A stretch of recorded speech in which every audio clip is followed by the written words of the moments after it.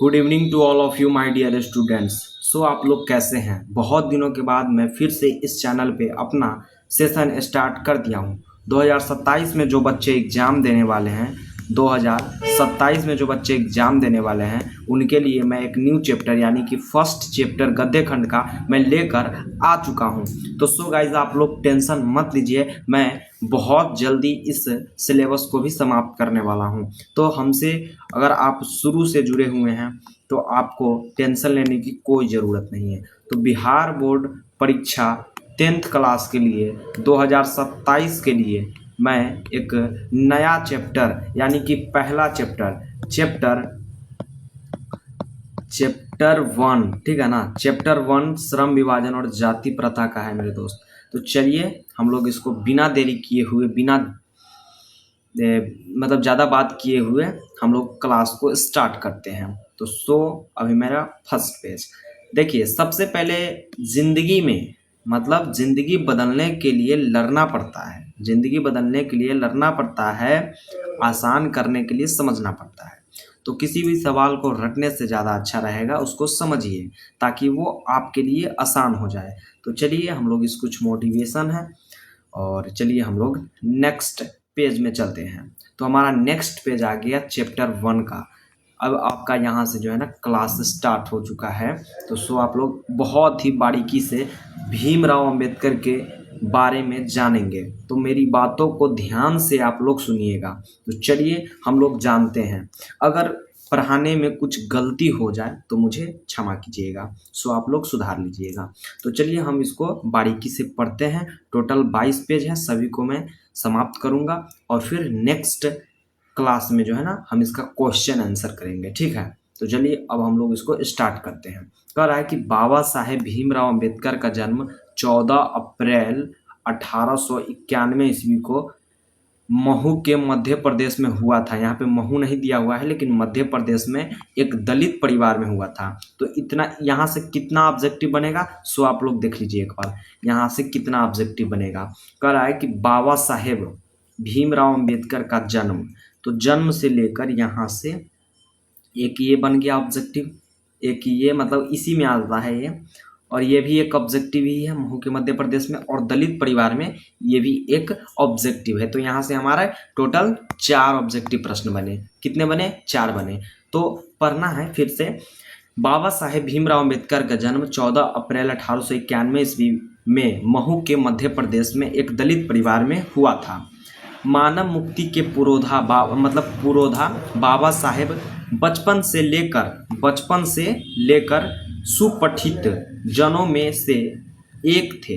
मतलब जो है ना मानव मुक्ति के पुरोधा बाबा साहेब जो बचपन से लेकर सुपठित जनों मतलब बचपन से लेकर सुपठित जनों में से क्या थे? तो एक थे।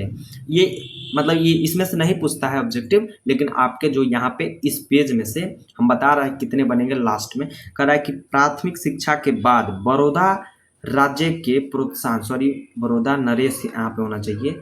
बड़ौदा नरेश के प्रोत्साहन पर उच्चतर शिक्षा के लिए न्यूयॉर्क यानी अमेरिका, फिर वहाँ से लंदन। तो यहाँ से देख सकते हैं आप बड़ौदा नरेश वाला एगो बन जाएगा आपका, और मतलब प्रोत्साहन से उनके ही प्रोत्साहन से अमेरिका गए थे भीमराव अंबेडकर जी अपनी पूरी पढ़ाई करने, और अमेरिका से फिर कहाँ गए? लंदन गए। तो आप लोगों ने इस पेज को देखा, इसमें से कुछ 5 ऑब्जेक्टिव बने, तो आप लोग इसको समझ लिए होंगे। तो चलिए हम लोग नेक्स्ट पेज में चलते हैं। आपका नेक्स्ट पेज बोल रहा है कि उन्होंने संस्कृत का धार्मिक पौराणिक होना चाहिए और पूरा वैदिक साहित्य अध्ययन के जरिए पढ़ा, और ऐतिहासिक सामाजिक क्षेत्र में अनेक मौलिक स्थापनाएं प्रस्तुत की। इस यहाँ से नहीं पूछा जाता है, मैं आपको बता दूंगा कहाँ कहाँ से पूछा जाता है। ये सब ऐसे पढ़ लेते हैं हम लोग। तो स्वयं मलिनाता के शिकार, सामाजिक विषमता, गरीबी, अज्ञानता, असमानता तथा धर्म ध्वजिता के कर्ता धर्ताओं का उन्होंने डट कर विरोध किया। मतलब जितने भी जो असमानताएं थी, गरीबी थी, अज्ञानता थी, समाज में विषमताएं थी, उनका जो है ना वो डट कर विरोध किए। किसने किए? किसने किया था? तो भीमराव अंबेडकर जी ने किया था। स्वतंत्र भारत के कुछ महान नेताओं में वे एक थे, मतलब जितने भी नेता थे स्वतंत्र में वे उनमें एक थे।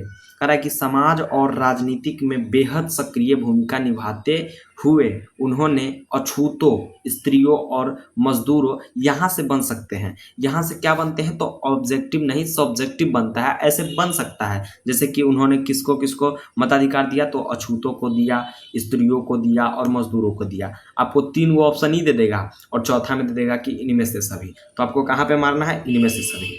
ऐसे कुछ करके मैं आपको दूंगा वो सब ऑब्जेक्टिव प्रश्न। कहा कि मानवाधिकार दिया और वो सम्मान दिलाने के लिए मतलब अधिक संघर्ष किए। ठीक है ना। चलिए नेक्स्ट पेज में चलते हैं। कह रहा है नेक्स्ट पेज आपका स्वतंत्र भारत के कुछ महान नेताओं में वे एक यहाँ पे रिपीटेड हो गया है दिलाने के लिए। यहाँ तक हम लोग पढ़ चुके हैं। और कह रहा है कि उनके चिंतन व रचनात्मक के मुख्य 3 पक्ष थे। यहाँ से बन सकते हैं, यहाँ से बनते ही हैं, यहाँ से बनते हैं। तो आप लोग यहाँ से पढ़िएगा। बुद्ध, कबीर और ज्योतिबा फूले जो थे उनके मतलब 3 प्रेरक व्यक्ति थे। ठीक है ना। उनको उन्हीं से जो है ना प्रेरणा मिलती थी। ठीक है। तो भारत के संविधान निर्माण में उनकी महत्वपूर्ण, यहाँ से भी एक बन सकता है कि भारत संविधान का निर्माण किसने किया था? तो बाबा साहेब भीमराव अम्बेडकर ने किया था। चलिए नेक्स्ट पेज में चलते हैं हम लोग। कह रहा है कि इसी कारण ही वे आज भी भारतीय संविधान के निर्माता के रूप में अधिक आदर के पात्र हैं। देखिए यहाँ पे आया ना, संविधान के रचना में उनका अधिक पात्र है। ठीक है ना। और दिसंबर 1900, बड़ी दुखी की बात है कि दिसंबर 1956 ईस्वी को उनका देहांत हो गया। कहाँ हुआ था? तो दिल्ली में बाबा साहेब का निधन हो गया। निधन यानी क्या? तो देहांत हो गया। तो सो गाइज अभी आप लोग मतलब मेरे जितने भी बच्चे अभी इस वीडियो को देख रहे हैं तो वो अभी तक लाइक नहीं किए हैं, तो आप लोगों से मैं कुछ नहीं मांगता हूँ, बस एक लाइक कर दीजिए आप लोग। ठीक है ना। और चैनल को सब्सक्राइब नहीं किए हैं तो चैनल को सब्सक्राइब भी कर दीजिएगा। चलिए हम लोग नेक्स्ट पेज में चलते हैं और बहुत ही ध्यान से आप लोग सुनिएगा क्योंकि बहुत अच्छा मैं यहाँ पे लाया हूँ लिख करके। चलिए आपका अगर कहीं राइटिंग में गलत है तो वो गलत हो जाता है, तो उसको आप लोग देख लीजिएगा। कह रहा है कि बाबा साहेब ने अनेक पुस्तकें लिखी। बाबा साहेब ने अनेक पुस्तकें लिखी। उनकी प्रमुख रचनाएं एवं भाषण है। क्या है? उनकी प्रमुख रचनाएं एवं भाषण है। कह रहा है the caste in India, the caste in India, their mechanism, genesis and development, annihilation, sorry यहाँ पे गलती लिख किया गया, मतलब बोल रहे हैं ना कुछ कहीं कहीं पे गलती है। यहाँ पे क्या होना चाहिए? Annihilation of caste. ठीक है ना। Annihilation of caste. What Congress and Gandhi have done to the मतलब untouchables who are Shudras, who were Shudras, sorry were नहीं, हु आर शूद्रास होना चाहिए। चलिए करा कि बुद्ध एंड हिज धम्मा, सही है धम्मा और आदि। हिंदी में उनका संपूर्ण वाङ्मय भारत सरकार के कल्याण मंत्री द्वारा बाबा साहेब अम्बेडकर संपूर्ण वाङ्मय नाम से 21 खंडों में, यहाँ से आपका एक ऑब्जेक्टिव प्रश्न बन गया। ठीक है ना। 21 खंडों में प्रकाशित हो चुकी है। ठीक है। तो आप लोग यहाँ से जो है ना बहुत सारे ऑब्जेक्टिव निकाल सकते हैं अपने हिसाब से, क्योंकि इनकी कुछ रचनाएं हैं, कुछ भाषण है और कितने खंडों में प्रकाशित है वो भी यहाँ पे दिया गया है। चलिए नेक्स्ट पेज में चलते हैं। नेक्स्ट पेज है आपका यहाँ प्रस्तुत पाठ बाबा साहेब भीमराव अम्बेडकर के विख्यात भाषण एनीहिलेशन ऑफ कास्ट के लाहौर में जात पात तोरक मंडल के वार्षिक सम्मेलन सन 1936, ये लाहौर, इसको लाहौर अधिवेशन भी हम लोग बोल सकते हैं, के अध्यक्षीय भाषण के रूप में तैयार किया गया था। तो यहाँ से एक और ऑब्जेक्टिव प्रश्न आपका बन सकता है कि जो ये भाषण है, इसको जो श्रम विभाजन और जाति प्रथा है, ये कहाँ से लिया गया है? तो एनीहिलेशन ऑफ कास्ट से लिया गया है। ठीक है। और ये लाहौर अधिवेशन कब हुआ था? तो 1936 में हुआ था। तो आपका एक ऑब्जेक्टिव यहाँ पे भी बन गया। और नेक्स्ट कह रहा है कि परंतु इसकी क्रांतिकारी दृष्टि से आयोजकों की घबराहट व डर के कारण सम्मेलन स्थगित कर दिया गया। तो यहाँ से हमारे टोटल 2 ऑब्जेक्टिव प्रश्न बने। तो हम लोग मेन पॉइंट्स को देखेंगे। चलिए नेक्स्ट करा कि तब बाबा साहेब ने इसे स्वतंत्र पुस्तक के रूप में प्रकाशित किया। और जो अपना ये श्रम विभाजन और जाति प्रथा जो है ना एक निबंध है, ठीक है। तो आप लोग इसको याद रखिएगा। आपको मेन पॉइंट क्या याद रखना है कि जो श्रम विभाजन और जाति प्रथा है ये क्या है, ये भाषण है, कहानी है, कविता है, क्या है? तो ये एक निबंध है। और इसको लिखने वाले कौन है? तो बाबा साहेब भीमराव अम्बेडकर। इनका जन्म कब हुआ था? तो मतलब 14 अप्रैल 1891 ईस्वी को। इनका मृत्यु कब हुआ था? तो 1956। ऐसे कुछ करके आपको याद रखना है। कह कि अब हम लोग यहाँ से पढ़ेंगे। प्रस्तुत आलेख में वे भारतीय समाज में जाति प्रथा के नाम पर व्याप्त असमानता की समस्याओं के संदर्भ में प्रकाश से जाति प्रथा पर मानवता न्याय। देखिए यहाँ से नहीं है, यहाँ से जो है ना, यहाँ से नहीं ऑब्जेक्टिव बनेगा एक भी, ठीक है। तो इसको हम लोग रद्द करते हैं। यहाँ से देखिए जो हमारे परीक्षा के पॉइंट ऑफ व्यू से अच्छा नहीं है उसको हम लोग ज़्यादा टाइम वेस्ट उस पर नहीं करेंगे। तो हम लोग चलिए यहाँ पे चलते हैं। अब हमारा आ गया जाति प्रथा के विषमता मूलक सामाजिक आधारों, रूढ़ पूर्वाग्रहों और लोकमत के लिए उनकी अवरोधक प्रवृत्ति पर भी वे प्रहार करते हैं। भारतीय लोकतंत्र के भावी नागरिकों के लिए यह आलेख अत्यंत शिक्षाप्रद है। यहाँ से भी हमारा कोई ऑब्जेक्टिव प्रश्न नहीं बनेगा मेरे दोस्त, कोई ऑब्जेक्टिव प्रश्न नहीं बनेगा। तो हम लोग इसको भी छोड़ेंगे। जहाँ से आपको मतलब अति नहीं मिल रहा है, कुछ नहीं मिल रहा है, तो उसको पढ़ने से कोई फ़ायदा नहीं है। ऐसे कुछ समझ सकते हैं, यहाँ से मैं पढ़ा देता हूँ लेकिन आप समझ सकते हैं। तो अगर आप पूरे क्लास को कर लेते हैं तो अब हमारा जो है ना यहाँ तक लेखक का परिचय था। क्या था मेरे दोस्त? लेखक का परिचय था। तो हम लोगों ने लेखक का परिचय काफ़ी अच्छे से देखा और आप लोगों को आशा करते हैं कि समझ में भी आया होगा। यहाँ तक लेखक साहब का जो है ना परिचय था, परिचय, ठीक। यहाँ तक जो है ना लेखक का परिचय था। अब हम लोग निबंध को पढ़ेंगे। क्या पढ़ेंगे? श्रम विभाजन और जाति प्रथा। यहाँ पे देख लीजिए, श्रम विभाजन और जाति प्रथा हम लोग निबंध को पढ़ने वाले हैं। तो सो आप लोग बहुत ही अच्छे से सुनिएगा क्योंकि यहीं से ज़्यादा प्रश्न बनते हैं। और राइटिंग में अगर कहीं गलती हो रहा है और मुझे पढ़ने में दिक्कत हो रहा है तो आप ये मत समझिएगा कि मुझे हिंदी पढ़ने नहीं आता। देखिए कहीं कहीं जो है ना राइटिंग गलत लिखा जाता है तो मैं वहाँ पे कंफ्यूज हो जाता हूँ कि अरे यार क्या लिखा गया। क्योंकि मैं इसको सही से पढ़ा हूँ, तो जो भाई गलत लिखा होगा उसको तो मैं अच्छे से नहीं पढ़ूंगा ना। तो कह रहा है कि डॉक्टर भीमराव अम्बेडकर के अनुसार श्रम विभाजन किसी भी समाज के लिए आवश्यक नहीं है। देखिए यहाँ से एक सब्जेक्टिव प्रश्न भी बन सकता है। तो देखिए क्लास कितना भी देर का हो, क्यों ना हो, लेकिन आप लोग अंत तक अगर देखते हैं तो जरूर आप लोग कुछ ना कुछ सीख कर जाइएगा हमसे। तो आप लोग बहुत ही ध्यान से सुनिएगा। तो कह रहा है कि डॉक्टर भीमराव अम्बेडकर के अनुसार श्रम विभाजन किसी भी समाज के लिए आवश्यक है, मतलब आवश्यक नहीं है भाई, नहीं है।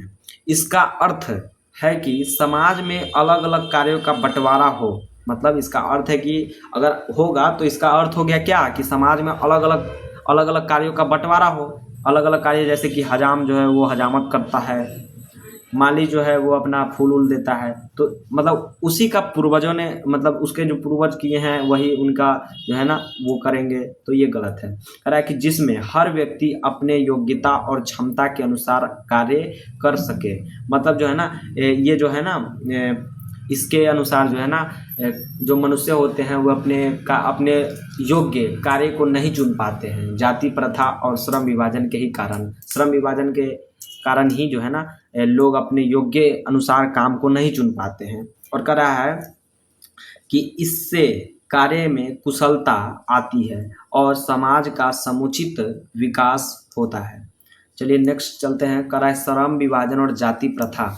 लेकिन भारतीय समाज में प्रचलित जाति प्रथा श्रम विभाजन का सही रूप नहीं है। मतलब कह रहा है कि लेकिन भारतीय समाज में, मतलब हमारे भारत में प्रचलित जाति प्रथा श्रम विभाजन, जो जाति का है ना जाति प्रथा और श्रम का विभाजन सही रूप नहीं है। ये हमारे लिए सही नहीं है, ये हमारे लिए क्या है? घातक है। कह रहा कि यह श्रम का नहीं यह श्रम का नहीं बल्कि श्रमिकों का विभाजन है। कह रहा है कि यहाँ पे कार्य का नहीं, यहाँ पे जो कार्य करता है उनका विभाजन है। समझिएगा मेरी बातों को। कह रहा है कि इसमें कार्यों का बंटवारा जन्म के आधार पर कर दिया जाता है। मतलब हम समझा रहे हैं आपको। देखिए हम बोले हैं आपको, जैसे कोई माली है और उसके जो है ना दादाजी जो है ना उसके पिताजी मान लीजिए, उसके पिताजी माली वाला काम किए और उस पिता से जो पुत्र है वो भी माली वाला काम करेगा, जो पुत्र है उसका भी पुत्र माली वाला काम करेगा। तो ये पूर्वजानुसार चलता रहता है, तो जिसके कारण जो है ना भारत में विकास नहीं हो रहा है। तो यही है जाति प्रथा और श्रम विभाजन का। देखिए अब यहाँ तक तो हम लोग देख लिए, जिससे व्यक्ति को अपनी इच्छा और योग्यता के अनुसार कार्य चुनने की स्वतंत्रता नहीं मिलती है। हमारे सब्जेक्टिव प्रश्न में ये आएंगे, तो आप लोग इसको अच्छे से देखिएगा। चलिए नेक्स्ट पेज हमारा कह रहा है कि जाति प्रथा के कारण व्यक्ति एक निश्चित कार्य में बंध जाता है। देखिए जाति प्रथा के कारण जो है ना एक व्यक्ति जो है ना वो एक निश्चित कार्य में बंट जाता है, उसके लिए बंध जाता है, जो निश्चित कार्य होता है जो उसके पूर्वजों ने किया है उसी कार्य में वो उलझा रहता है, उसी कार्य में वो बंध जाता है, वो दूसरा कार्य नहीं कर पाता है। किसके कारण? तो जाति प्रथा के कारण। क्योंकि उसका जाति हजाम है, उसका जाति पंडित है, उसका जाति यादव है, ऐसे कुछ करके, और वह अपने कौशल का पूरा विकास नहीं कर पाता है। वह अपने जो है ना कौशल यानी कि अपने योग्यता अनुसार उसके अंदर जो स्किल है, उसके अंदर जो शक्ति है, वो अपना विकास नहीं कर पाता है। और इससे समाज में असमानता, भेदभाव और मतलब पिछड़ापन बढ़ता है। और यह व्यवस्था न केवल व्यक्ति की स्वतंत्रता को सीमित करती है, बल्कि समाज के समग्र विकास में भी बाधा उत्पन्न करती है। इसीलिए हमारा जो है ना बिहार वो पिछड़ापन राज्य में आता है। तो यहाँ से बहुत सारे ऑब्जेक्टिव प्रश्न बने, बहुत सारे मतलब सब्जेक्टिव प्रश्न भी बने, तो सो आप लोग इसको समझे होंगे। तो चलिए नेक्स्ट पेज में चलते हैं हम लोग। नेक्स्ट पेज हमारा कह रहा है कि इसी प्रकार स्पष्ट है कि जहाँ श्रम विभाजन समाज की उन्नति के लिए आवश्यक है, वही जाति प्रथा उसके विकास में रुकावट पैदा करती है। और इसीलिए एक स्वस्थ और उन्नत समाज के निर्माण के लिए आवश्यक है कि कार्यों का निर्धारण जन्म के आधार पर नहीं किया जाए, बल्कि व्यक्ति की योग्यता और रुचि के आधार पर किया जाए। मतलब जो है ना इसका कहने का अर्थ ये है कि कोई भी कार्य किसी व्यक्ति के योग्य अनुसार होना चाहिए, जो अपने योग्यता अनुसार वो अपना कार्य चुन पाए। ऐसा नहीं है कि जो कार्य उनके पूर्वजों ने किया है वही कार्य वो भी करे, तो ये समाज में असमानताएं, भेदभाव, रुकावट ऐसी कुछ पैदा करती है। तो हमारे समाज के विकास के लिए ये गलत है। तो हमको अपने योग्यता अनुसार, अपने रुचि के आधार पर जो है ना कार्य चुनना चाहिए। तो चलिए हम लोग नेक्स्ट पेज में चलते हैं। हमारा नेक्स्ट पेज कह रहा है कि न देकर जाति प्रथा भारत में बेरोजगारी का एक प्रमुख व प्रत्यक्ष कारण बनी हुई है। ठीक है ना। चलिए नेक्स्ट पेज में कह रहा है कि इस प्रकार हम देखते हैं कि श्रम विभाजन की दृष्टि से भी जाति प्रथा गंभीर दोषों से युक्त है। जाति प्रथा का श्रम विभाजन मनुष्य की सेवा स्वेच्छा पर निर्भर नहीं करता। मनुष्य की व्यक्तिगत भावना तथा व्यक्तिगत रुचि का इसमें कोई स्थान अथवा महत्व नहीं रहता। ठीक है ना। तो देखिए हमारे यहाँ पे जो है ना बहुत सारे ऐसे हैं कि जो माली है वो अपना मालिन ही कार्य करता है, जो हजाम है वो हजामत ही करता है, तो अपने योग्यता अनुसार वो कार्य नहीं चुन पाता है। और यहाँ पे हमारे इस वाले पेज में कह रहा है कि इस प्रकार हम देखते हैं कि श्रम विभाजन की दृष्टि से भी जाति प्रथा गंभीर है। मतलब श्रम का तो बात छोड़ो, मतलब श्रम तो है ही विभाजित, लेकिन जाति प्रथा देखो, जाति के आधार पर भी बहुत भेदभाव होता है, उसमें बहुत लड़ाई होता है, दो देशों के आपस में गंभीर लड़ाई होती है, तो ये सही नहीं है हमारे देश के लिए, हमारे बिहार के लिए। तो चलिए हम लोग नेक्स्ट पेज में चलते हैं। हमारा नेक्स्ट पेज कह रहा है मेरे दोस्त कि श्रम विभाजन और जाति प्रथा, कह रहा है कि इस आधार पर हमें यह स्वीकार करना पड़ेगा कि आज के उद्योगों में गरीबी और उत्पीड़न इतनी बड़ी समस्या नहीं जितनी यह कि बहुत से लोग निर्धारित कार्य को और रुचि के साथ केवल विवशतावश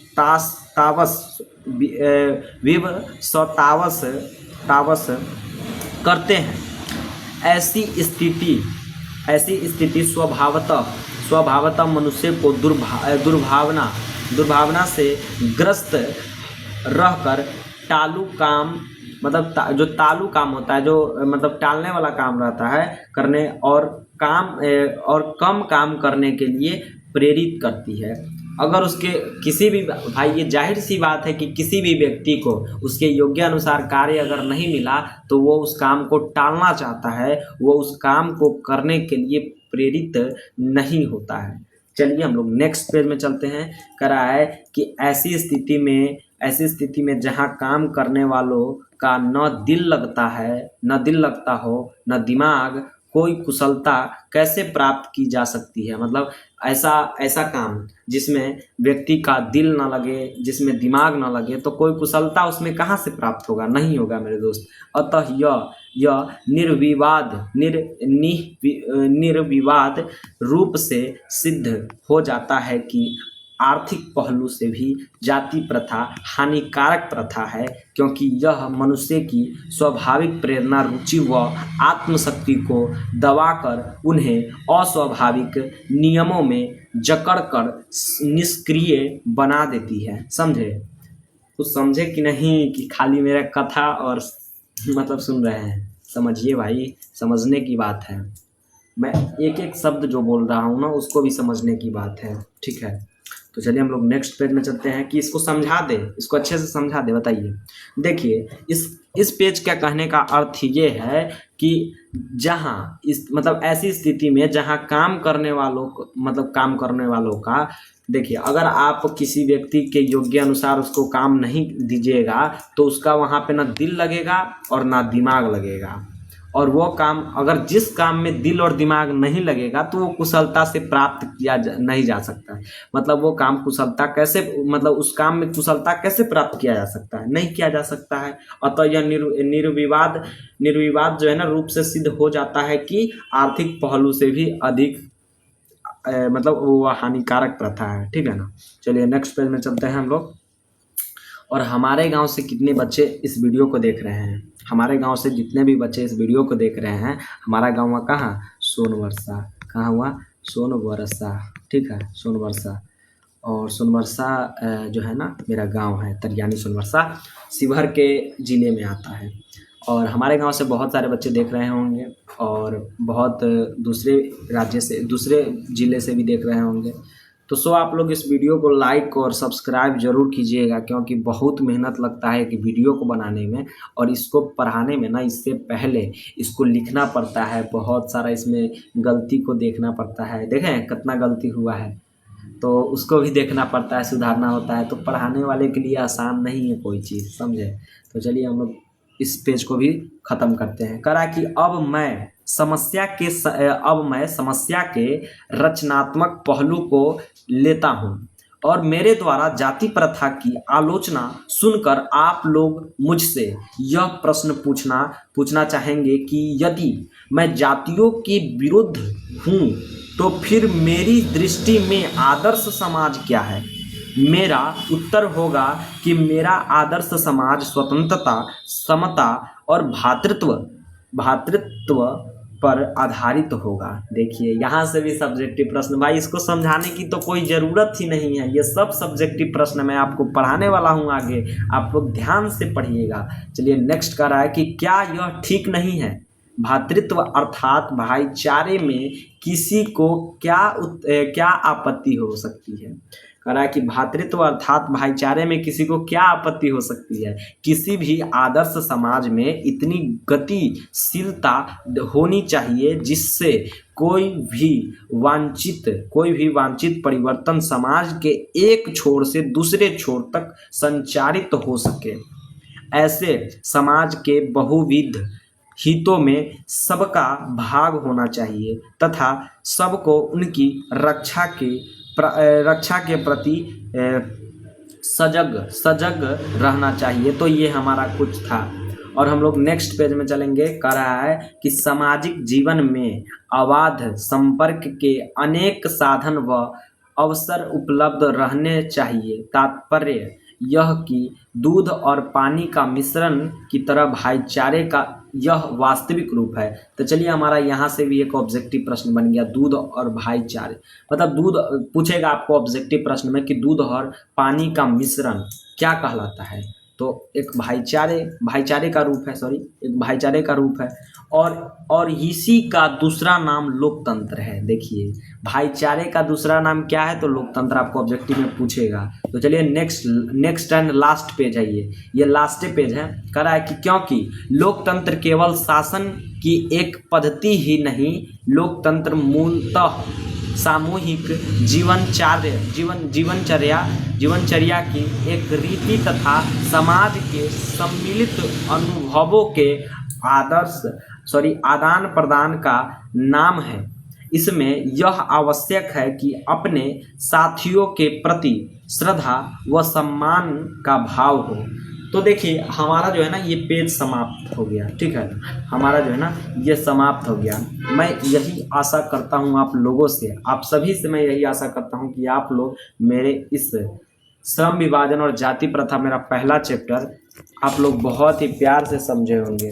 मैंने इसको 2 भागों में बांटा है, 2 भागों में इसलिए बांटा है ताकि आप लोगों को बोरिंग फील ना हो, क्योंकि मैं इसको जो है ना आधे घंटे यानी कि 30 मिनट में ही समाप्त कर दिया।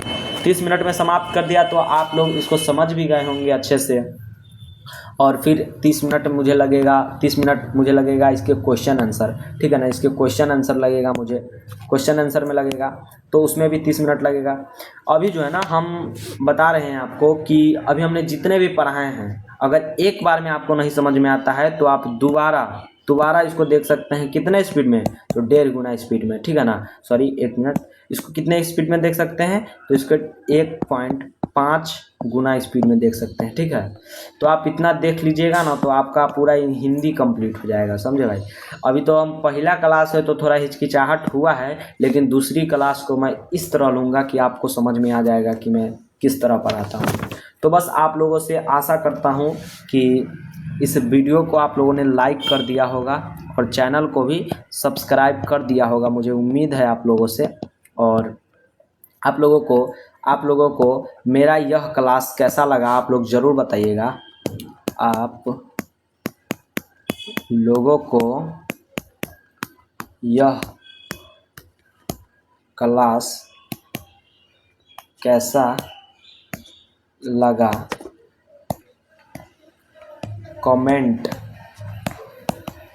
कमेंट कीजिए, ठीक है, कमेंट कीजिएगा।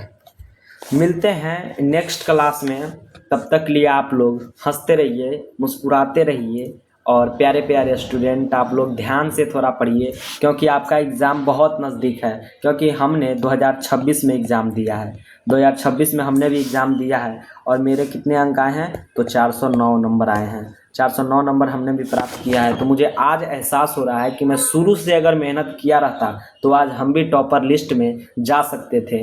तो मैं आप सभी को समझाना चाहता हूं कि आप लोग शुरू से ही मेहनत कीजिए ताकि आप लोग भी टॉपर लिस्ट में जा सकते हैं। तो आशा करते हैं कि आप लोगों को इस वीडियो से कुछ सीखने को मिला होगा। तो मिलते हैं नेक्स्ट वीडियो में, ठीक है, मिलते हैं नेक्स्ट वीडियो में, तब तक के लिए बाय गाइस।